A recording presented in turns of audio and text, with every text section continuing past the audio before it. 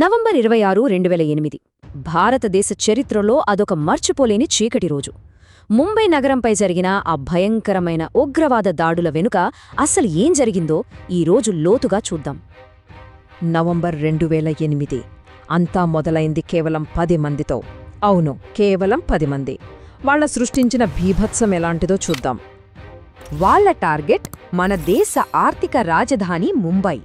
అది ఒకేసారి నగరం నలుమూలలా 12 వేర్వేరు చోట్ల దాడులు మొదలుపెట్టారు. దాదాపు 60 గంటల పాటు కొన్ని కోట్ల మంది జనాభా ఉన్న ఆ మహానగరాన్ని వాళ్లు అక్షరాల బందీగా మార్చేశారు. సరే, ఈ దాడుల వెనక ఉన్న పూర్తి చిత్రాన్ని అర్థం చేసుకోవాలంటే మనం కొంచెం వెనక్కెళ్ళాలి. అసలు ముంబైకి టెర్రరిజం అనేది కొత్తేమీ కాదు. 1993 వరుస బాంబు పేలుళ్ల నుంచి మొదలుకొని 2006 ట్రైన్ బాంబుల దాకా గడిచిన 15 ఏళ్లలో జరిగిన దాడులు ఆ నగరాన్ని చాలా గాయపరిచాయి. కానీ 26/11 నాడు జరిగిన దాడి స్కేల్కి, దాని తెగింపుకు మాత్రం నగరం ఏమాత్రం సిద్ధంగా లేదు. దాన్ని ఎవ్వరూ ఊహించలేదు. అసలు ఇంతటి దారుణానికి ఉడిగట్టిన 10 మంది ఎవరు? ఈ 10 మంది ఉగ్రవాదులు లష్కరే తోయిబాకు చెందినవాళ్లు. ఇది పాకిస్తాన్ కేంద్రంగా పనిచేసే ఒక నిషేధిత ఉగ్రవాద సంస్థ.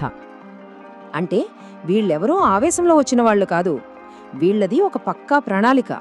ముందు సైకలాజికల్గా వాళ్లను రెచ్చగొట్టడం, తర్వాత బేసిక్ అడ్వాన్స్ ట్రైనింగ్, చివరికి పాకిస్తాన్ ఆర్మీ మాజీ సిబ్బందితో కమాండో ట్రైనింగ్ ఇచ్చి ఒక మిషన్ కోసం పంపించారు. ఒక రకంగా చెప్పాలంటే వీళ్ళు హైలీ ట్రైన్డ్ ఆపరేటివ్స్. ఇది నిజంగా ఒక అసమాన పోరాటం. ఒకవైపు ఏకే రైఫిల్స్, ఆర్డీఎక్స్ లాంటి అత్యాధునిక ఆయుధాలతో ఉన్న టెర్రరిస్టులు, మరోవైపు మన పోలీసులు. వాళ్ళ దగ్గర ఏమున్నాయి? రెండో ప్రపంచ యుద్ధం నాటి రైఫిళ్లు, పిస్టల్స్. కనీసం సరైన ప్రొటెక్టివ్ గేర్ కూడా లేదు. ఈ తేడానే మొదటి కొన్ని గంటల్లో అంత నష్టం జరగడానికి ఒక ముఖ్య కారణమైంది. ఇక ఆ దాడుల విషయానికొద్దాం. ఈ కథలో ఉగ్రవాదం ఒకవైపైతే, దాన్ని ఎదుర్కొన్న అసాధారణ ధైర్యం మరోవైపు. ఆ చీకటి గంటల్లో ముంబై వీధులు భయాన్ని ఎంత చూశాయో, అంతకు మించిన ధైర్యాన్ని కూడా చూశాయి. అంతా మొదలైంది ఛత్రపతి శివాజీ టెర్మినస్ దగ్గర. ముంబైలో అత్యంత రద్దీగా ఉండే రైల్వే స్టేషన్లలో ఒకటి అది. రాత్రి సుమారు 9:30 కసబ్తో సహా 2 టెర్రరిస్టులు లోపలికి దూసుకొచ్చి విచక్షణారహితంగా కాల్పులు జరిపారు. అక్కడికక్కడే 58 మంది ప్రాణాలు కోల్పోయారు. ఇక తాజ్ హోటల్లో ఆపరేషన్కి లీడ్ చేస్తున్న national security guard major Sandeep Unnikrishnan తన టీంతో ఆఖరిగా అన్న మాటలు ఇవి: మీరు పైకి రావద్దు, నేను వాళ్లను చూసుకుంటాను. బందీలను కాపాడటానికి తన ప్రాణాలనే పణంగా కట్టారు. తాజ్ దగ్గర ఇది జరుగుతుండగానే వేరే టీమ్స్ కూడా మిగతా లగ్జరీ హోటల్స్పై దాడులు చేస్తూనే ఉన్నాయి. కానీ మంటల్లో కాలిపోతున్న ఆ తాజ్ హోటల్ డోమ్ ఆ దాడికి ఒక సింబల్గా ప్రపంచం మొత్తం లైవ్లో చూసిన ఒక భయానక దృశ్యంగా నిలిచిపోయింది. ఇక వీధుల్లోకొస్తే టెర్రరిస్టులు కాల్పులు జరుపుతూ తప్పించుకునే ప్రయత్నం చేస్తున్నారు.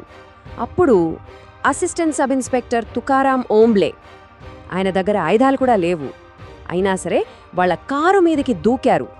టెర్రరిస్టు చేతిలో ఉన్న గన్ బ్యారెల్ని పట్టుకుని బుల్లెట్లన్నీ తన ఛాతిలోకి తీసుకున్నారు. ఆయన చేసిన ఆ త్యాగం వల్లే ఒకే ఒక్క టెర్రరిస్ట్ ప్రాణాలతో దొరికాడు. తుకారాం ఓంబ్లే గారి త్యాగం ఈ మొత్తం కేసులో ఒక టర్నింగ్ పాయింట్.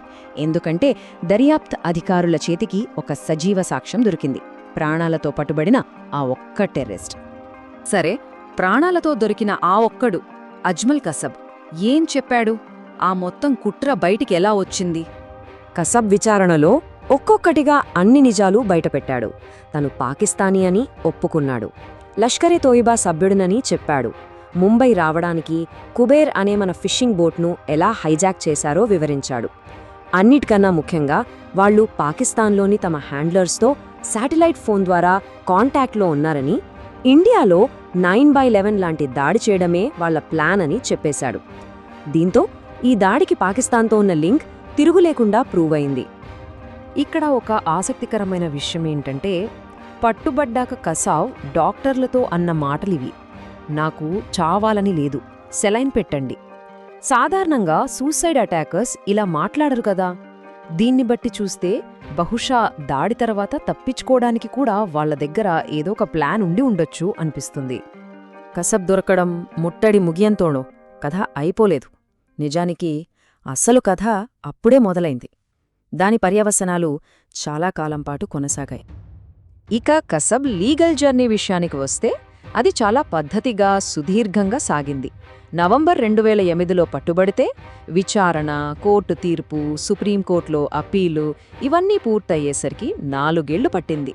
చివరికి నవంబర్ 2012లో అతనికి ఉరిశిక్ష అమలు చేశారు. ఈ దాడుల తర్వాత భారతదేశం సెక్యూరిటీ పరంగా చాలా పాఠాలు నేర్చుకుంది. దీని ప్రభావం చాలా రంగాలపై పడింది. ముఖ్యంగా ఇండియా-పాకిస్తాన్ సంబంధాలు పూర్తిగా దెబ్బతిన్నాయి. మన తీరప్రాంత భద్రతము మొత్తం ఓవరాల్ చేశారు. కొత్త కోస్టల్ కమాండ్ని ఏర్పాటు చేశారు. అలాగే కౌంటర్ టెర్రరిజం ఆపరేషన్స్ కోసం ఎన్ఎస్జీకి కొత్త రీజనల్ హబ్స్ కూడా వచ్చాయి. అంటే దేశ భద్రతా వ్యవస్థలోనే కీలకమైన మార్పులు జరిగాయన్నమాట. గాయాలు మానుతాయి, కాని ఆ మచ్చలు మాత్రం అలానే ఉండిపోతాయి. దానికి గుర్తుగా దాడులు జరిగిన ప్రదేశాల్లో ఒకటైన నారిమన్ హౌస్ని ఇప్పుడు పునరుద్ధరించారు. అంతేకాదు, అక్కడ 26/11 దాడులకి అంకితం చేసిన ఒక మ్యూజియం కూడా ఏర్పాటు చేశారు. ఆ రోజు ఏం జరిగిందో గుర్తుంచుకోవడానికి, అలాంటిది మళ్లీ జరగకుండా చూసుకోవడానికి ఇదొక ప్రయత్నం. సో 26/11 దాడులు అంటే కేవలం భౌతికమైన దాడి కాదు, అది ఒక దేశపు ఆత్మగౌరవంపై జరిగిన దాడి. అవును, ఆ గాయాల నుంచి ముంబై నగరం కోలుకుంది, బలంగా నిలబడింది. కానీ ఆ జ్ఞాపకాలు, అవి ఎప్పటికీ చెరిగిపోవు. ఇది మనల్ని ఒక ప్రశ్న దగ్గర ఆపుతుంది. ఒక నగరం తను ఎప్పటికీ మర్చిపోలేని ఒక భయంకరమైన సంఘటనను ఎలా గుర్తుంచుకుంటుంది?